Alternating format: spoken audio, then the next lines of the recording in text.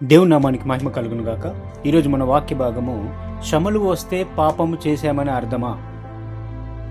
యోబు గ్రంథంలో యోబు చాలా తీవ్రమైన శ్రమలను ఎదుర్కొన్నాడు. అతని స్నేహితుడు ఎలీఫజు నువ్వు ఏదో పాపం చేసి ఉంటావు, అందుకే నీకు ఇంత శ్రమ వస్తుందనే భావంతో అతన్ని నిందించాడు. మన యోబు గ్రంథం 4వ అధ్యాయము 8వ వచనం చూసినట్లయితే, 7వ వచనం 8వ వచనం చూసినట్లయితే, జ్ఞాపకం చేసుకునము, నిరపరాధి అని ఒకడు ఎప్పుడైనా నశించనా, యథార్థవంతనులు ఎక్కడైనా నిర్మూలమైరా, నేను చూచినంత వరకు అక్రమమును దున్ని కీడును విత్తువాడు దానినే కోయిదురు.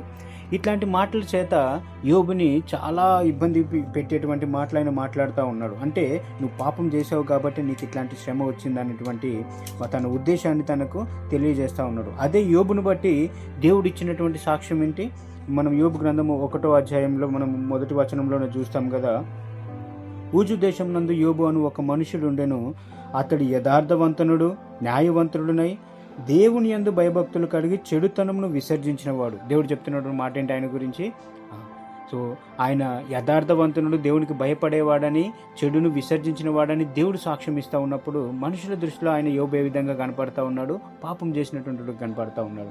అయితే యోబుకు శ్రమ ఎందుకు వచ్చింది అంటే, మన నిత్య జీవితంలో మనకు శ్రమలు వచ్చినప్పుడు మనం పాపం చేశామని చెప్పి ఎత్తిపొడిచేటువంటి మాటలు మనకు జ్ఞాపకమే, అనుభవంలోనే ఉన్నాయి. అయితే మనకు శ్రమలు ఎందుకు వస్తున్నాయి, యోబుకి ఎందుకు వచ్చింది అని మనం ఆలోచించి చేసినట్టయితే, అతను పాపం చేసినందుక అంటే కాకపోయి ఉండొచ్చు.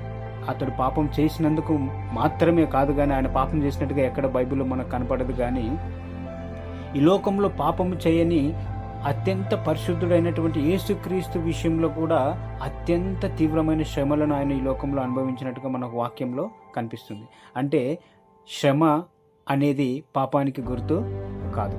శ్రమలకు అనేక కారణాలు ఉండవచ్చు. కొన్ని సందర్భంలో అవి మన విశ్వాసాన్ని పరీక్షించవచ్చు, మనలను దేవునిపై మరింత ఆధారపడేలాగా చేయవచ్చు, దేవుని మహిమను బయలుపరచనివ్వచ్చు. మరి మన బాధ్యత ఏంటి?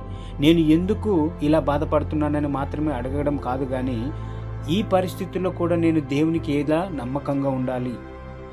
యోబు తన బాధ మధ్యలో కూడా దేవుని విడిచిపెట్టలేదు. అందుకే మనల్ని నిరుత్సాహపరిచే ప్రతి మాటను నమ్మకండి.